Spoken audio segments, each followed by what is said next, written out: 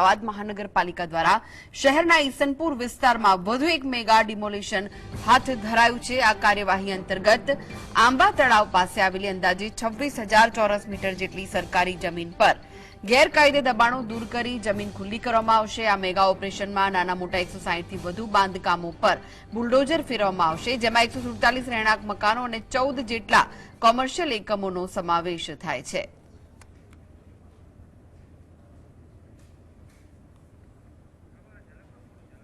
વધુ વિગતો માટે જોડાઈ ગયા છે સંવાદદાતા ઝલક ફરી એકવાર ડિમોલિશનની કાર્યવાહી હાથ ધરાઈ છે, શું વિગત છે? જી, જે તળાવ એટલે કે જે વોટર બોડી છે તે વોટર બોડી પર કોઈ પણ પ્રકારનું બાંધકામ કરવું ગેરકાયદેસર હોય છે, ત્યારે જે અમદાવાદ મહાનગરપાલિકા દ્વારા જે ઈસનપુર ખાતે જે આંબા તળાવ આવેલું છે તે આંબા તળાવ પર જમીન પર કરવામાં આવેલ સરકારી જમીન પર જે દબાણ ઉભું કરવામાં આવેલું છે તે દબાણ દૂર કરવાની જે કાર્યવાહી છે તે કરવામાં આવી રહી છે।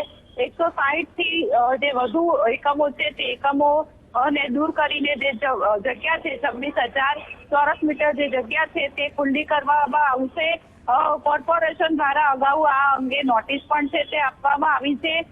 જે દબાણ દૂર કરતી વખતે કાયદો અને વ્યવસ્થા જળવાય તે માટે ચુસ્ત પોલીસ બંદોબસ્ત ગોઠવીને જે કોર્પોરેશન દ્વારા જે આ કામગીરી છે તે કામગીરી કરવામાં આવી રહી છે। જે રહેણાંક એકમો છે તે પહેલાથી જ જે છે તે ખાલી કરી દેવામાં આવ્યા છે। અગાઉ ચંડોળા તળાવનું જે મેગા ડિમોલેશન છે તે મેગા ડિમોલેશન કરવામાં આવ્યું હતું, ત્યારબાદ ઈસનપુર તળાવની જે દબાણો છે તે દૂર કરવામાં આવ્યા હતા અને હવે ઈસનપુરમાં આવેલા આંબા તળાવના જે દબાણો છે તે દૂર કરવામાં આવી રહ્યા છે। જી, આભાર ઝલક માહિતી આપવા માટે।